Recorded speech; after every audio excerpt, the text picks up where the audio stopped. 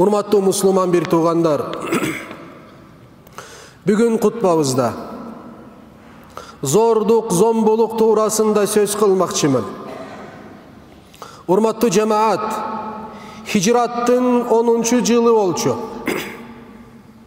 Мына ошол жылы пайгамбарыбыз саллаллаху алейхи ва саллям жана жалпы момун мусулмандар куттуу ыйык Меккеде ажылык ибадатын аткаруу үчүн чогулган эле.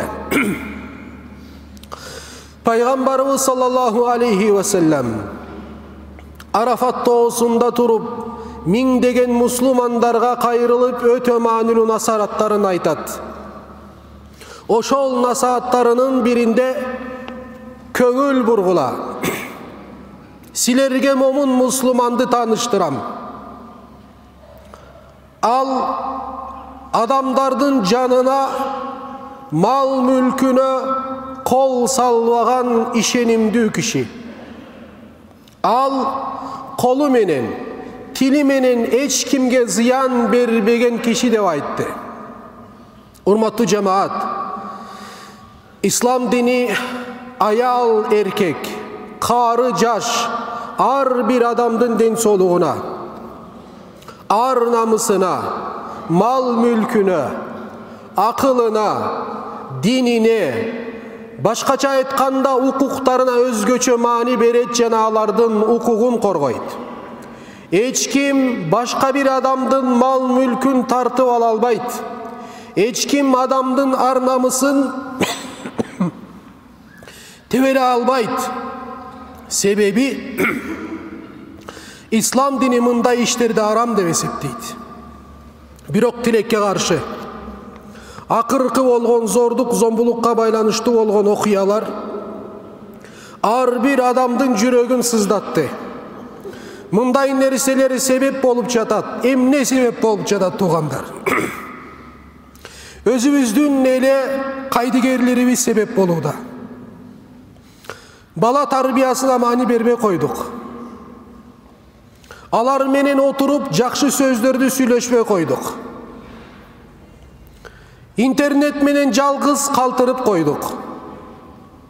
Зордук, зомбулукту чагылдырган мультфильмдер, кинолор жана оюндар менен жалгыз таштап койдук. Көзөмөлдөбөй койдук. Кичинелигинен жаман көрүнүштөгү мультик,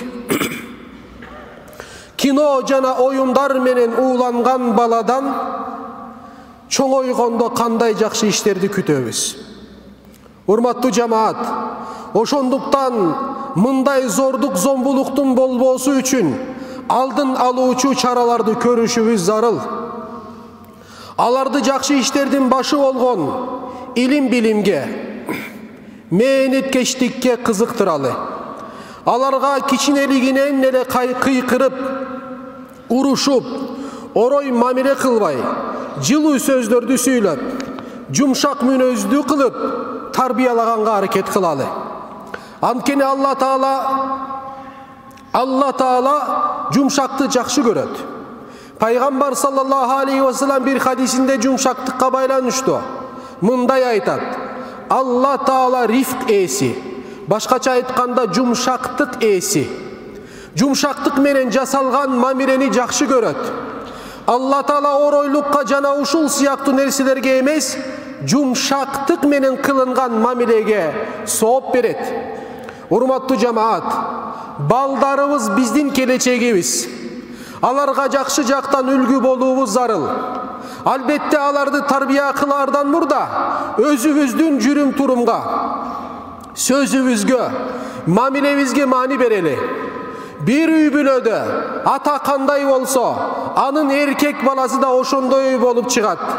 Ал эми бир үй бүлөдө үйдүн куту болгон нене кандай болсо, анын кызы да ошондой болот.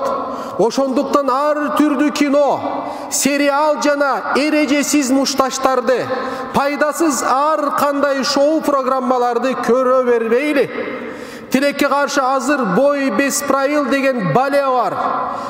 Көрбөйүн деген адамды да азгыртат. Атына спорт дегенибиз менен ислам тыюу салган мушташтын түрлөрүнөн болуп эсептелет. Bir nersege basa belgilep ketkim gerek tuğanlar. Kaysı bir üyde dini talim tarbiyaga, dinge karşı kelbegen ürf adat salt sanaga, adep ahlakka, urmat sıyga, ilim bilimge, kitap okuga, mayek teşüge, cılu cağımdı sözdörge mani berilbey, günü tünü boy bespravil türlerine, oyundarga, serialdarga, buzuku multiklerge, talk show programmalarına 24 saat soz tarmaktarga uruksat berilip jatkan bolsa, al üydön kereçektin kuruçusu çıkpayt. Teskeri, kereçektin mıkaçısı, buzuçusu tarbiyalanıp çıkat. Antkeni anın tarbiyacısı adam balası emes. Şaytan jana şaytandın askeri bolgondordun bari bolat. Kim akısız adam öldürüp jer yüzüne buzukuluk taratsa, anda al bardık adamdardı öldürgөнгө tete. Al emi kimde kim adam ömürün saktasa, al bardık adamdardın ömürün saktap kalganга tete. Maida Suresi 32. ayet.